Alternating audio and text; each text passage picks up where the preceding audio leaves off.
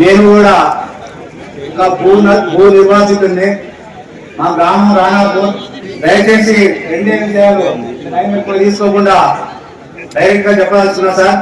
ఈనాటి సమావేశానికి అధ్యక్షత వహిస్తున్న పెద్దలు గౌరవనీయులు జిల్లా కలెక్టర్ గారికి, అదేవిధంగా ఈ ప్రాంత శాసనసభ్యులు పరువు బలహీన వర్గాల ఆశాజ్యోతి, ఇప్పటిదాకా కూడా ఏ శాసనసభ్యుడు కూడా 50 ఏళ్ల చరిత్రలో, ఎన్టీపీ చరిత్రలో ఏ శాసనసభ్యుడు కూడా చెప్పలేని విధంగా ప్రతి విషయాన్ని క్షుణ్ణంగా మీ ముందు పెట్టడం జరిగింది సార్.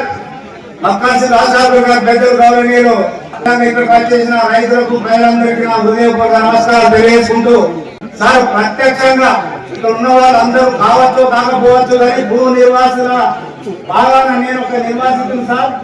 మా గ్రామం రానాపూర్ సార్. ఇలా ఒకటే విషయం చెప్పదలుచుకున్నా సార్.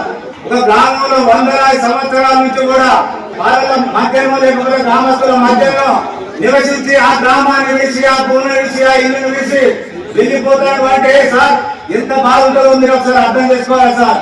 ఇలా 2 ఎకరాలు 3 ఎకరాలు ఉన్న రైతులు ఆ భూమిని నమ్ముకొని జీవనోపాధి పొందుతున్న రైతులు ఇలా భూమిని కోల్పోతే తల్లిదండ్రులు కోల్పోయినంత బాగా ఉంటుంది సార్.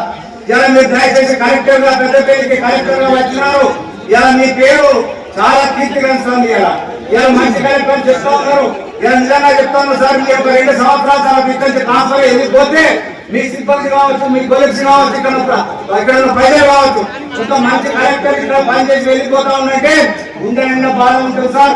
మీకు కూడా బాధ ఉంటుంది సార్. నేను బాధపడితే మీకు కూడా బాధ ఉంటుంది. కానీ ఇక్కడ ఈ గ్రామం విడిచిపెట్టి, భూమి విడిచిపెట్టి మేము వేరే సందర్భంలో మాకు ఎంతో బాధ ఉంటుందో మీరు ఒకసారి అర్థం చేసుకోవాలి సార్.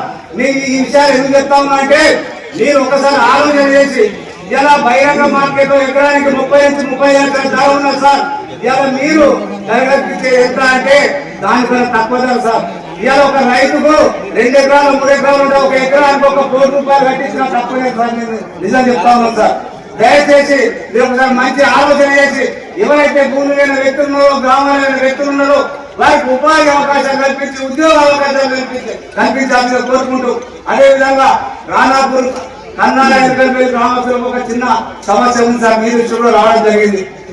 ఏదైతే గౌరవ ప్రస్తులు ఉన్నారో ఇప్పటిదాకా పెద్దలు ఎమ్మెల్యే గారు చెప్పిన విధంగా వారి యొక్క ఈత చెట్లు తీసుకొని, కళ్ళు తీసుకొని ఇలా కళ్ళు అమ్ముకొని జీవనోపాధి పొందుతా ఉన్నారు.